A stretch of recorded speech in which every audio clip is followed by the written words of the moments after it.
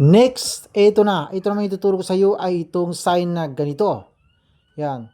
Kailangan mong maintindihan, maunawaan ng mabuti kung paano gamitin or basahin ang mga ganito sa tatlong situation or tatlong paraan kung tayo ay magsusulat. Yan ang ipapaliwanag ko sa iyo ha. Ganito. Ulitin ko muna isulat yung isinulat ko na Pamela. Halimbawa ito ay fa at saka mim at saka lam. Halimbawa ito ay Pamela. Kapag ganyan ay Pamela. Kapag ganyan ay Pamilo. Kapag ganyan ay pamili. Ngayon, kapag ganyan ang yung makita kahit saan dito sa tatlo, ito ay ganyan at saka ganyan ang gamit ng mga ustad sa makikita mo sa madrasa. Ito ay parang ganyan kapag sa Quran. Kahit saan dyan sa tatlo ay pareho lang yan. Kahit saan ang gamitin natin dyan ay pwede. Bali, kapag ganyan ang makikita natin dito, nalalagay lang ang ganito mula dito sa second hanggang sa last, hindi pwede dito sa unahan. Halimbawa, kapag dito natin ilagay sa lam, kapag nakita mo yung ganyan na sign sa letra ay basahin mo yung letra, mag-i-stop ka na lang dun sa letra kung saan mo siya nakita. Huwag mo nang ituloy sa papunta sa letra A, papunta sa letra E, papunta sa letra O. Kapag ganyan ay sabihin mo na pamil. O tingnan mo, hindi mo na nasabi na Pamela, pamili or pamilo. Pamil. Ganyan lang ha. Pamil. Balik natin sa Pamela. Kailangan maintindihan mo yung ganyan. Halimbawa, balik natin sa Pamela. Ito naman yung palitan natin. Lalagay tayo ng ganyan ay sabihin mo na, basahin mo ito na Pamla. Pamla.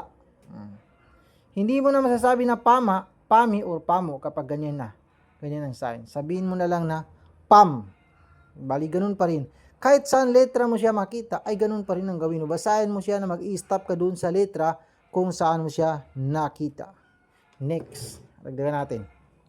Halimbawa, ito ay fa, nun, sin, nun. Ito ay fa, kapag ganyan ay pa. Ito ay nun, kapag ganyan ay pana. Para magiging pan ay gagamit tayo ng ganyan. Bali, pan. Itong sin, letter S. Ganyan ay si, bali, pansi. Ito ay nun.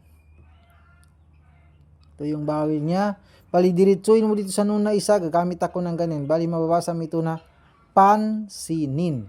Mula dito sa nun, diretso ka dito sa nun na isa. Bali, nin. Hindi mo masasabi na pansinina, pansinino, pansinino, pansinini. Dahil ganyan ang ginamit ko. Kaya mag-i-stop ka na lang dyan. Pansinin mo. Itong meme, lagyan ko ng ganyan. Bali, mo. Pansinin mo. Yan. Pansinin mo kung paano gamitin yung mga ganyan. Mag-i-stop ka na lang dyan sa letra kung saan mo siya nakita. Ganun pa rin kahit saan letra mo makita. Bali, yun ang unang paraan. Bali, pangalawang paraan na naman. Kinig ka ha.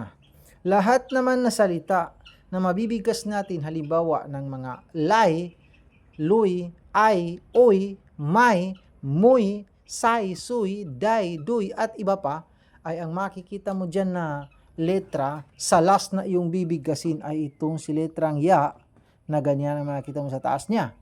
Dito lang yan paiba-iba sa atras niya. Paiba-iba ng letra at saka bawel. Halimbawa, isulat natin ay Pinoy. Ito ay fa, nun. Itong fa, lagyan natin ng ganyan, bali pi. Itong nun, lagyan natin ng ganyan, bali diretso ulit sa ya, bali magiging noy. Bali, Pinoy. Kapag yung bawi niya ay yung papunta sa letter A, ganyan ay magiging nay, bali Pinay. Ganyan. Next, sulat natin ay bahay. Bahay. Ito ay ba, ha, ya. Nandiyan ang ya na ganyan. Ito ay ba, ganyan ay ba. Itong ha, letter H, diretsuin mo dito sa ya, magiging hay, bali, bahay. Bahay, ganyan halimbawa. Kapag gawin mo ganyan ay magiging huy, bahoy.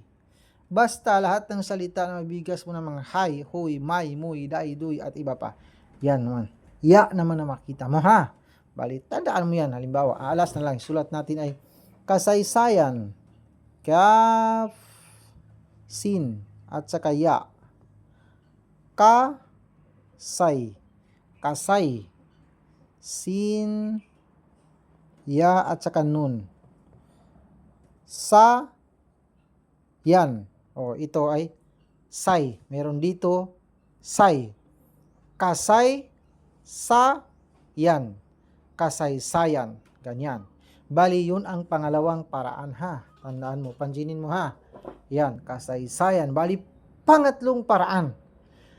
Lahat naman na salita na mabibigas natin, halimbawa ng mga aw, mau, raw, saw, daw, ay ang makikita naman natin sa last na ating bibigkasin ay itong si letrang wow na wow pa rin.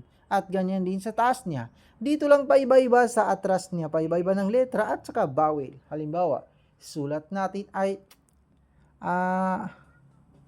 kalabaw. Ito ay kaf,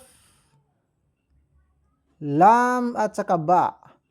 Kaf na ganyan ay ka. Itong lam, letter L na ganyan ay la. Bali, kala. Itong ba, diretsuin mula dito sa ba, diretsuin dito sa wa. Bali, magiging baw. Bali, kalabaw. Kalabaw. Kapag yung bawil ay magiging, dito malalagay, ay magiging biw. Kalabiw. Bali, ganyan mga halimbawa. Halimbawa, hawla. Wow. How, ito yung lam, letter L, ganyan ay la. Bali, hawla. Bali, tatlong paraan yan ha. Next, dagdagan pa natin. Review. Ra, ba, ska wow. Review. Review. Kapag mailipat yung vowel dyan, sa taas magiging bow. Ribaw. Kapag gawin nating nun ito ay magiging now. Rinaw. Yan. Kapag ibalik natin yung vowel dito, mananatiling nun pa rin ay magiging renew. Yan. Naintindihan mo? Oo. Naintindihan mo? Oo. Ito ay mim at sakaya. Na ganyan. Mamaya ko lang lagyan ng vowel. Mim at sakaya. Nun. Ba ulit, lam, at saka wow. Ngayon ko lang nagigyan ng bawil ha. Next, ito ay sin, letter S. Ito ay alif,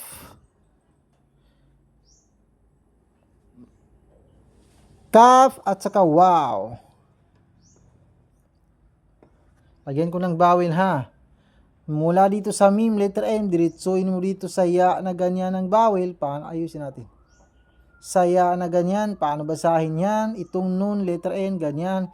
Itong ba na dalawa, letter B, ganyan pa rin ng vowel. Itong lam, mula dito sa lam, diretsuin mo dito sa wow na ganyan. Paano basahin yan? Itong sin, letter S, dito ako maglalagay ng vowel. Ito ay alif, dito ako maglalagay ng vowel. Itong kaf, letter K, diretsuin mo dito sa wow. Paano basahin yan? Yan, sige. Malalaman mo dito kung naintindihan mo. Sige, basahin mo yan. Sige. Bali, bukas, next naman, ituturo ko na sa iyo ay yung bawil naman na double. Double na bawil or yung mga ganyan. At saka yung ganyan. Bali, abangan mo para sunod-sunod ang yung matutunan.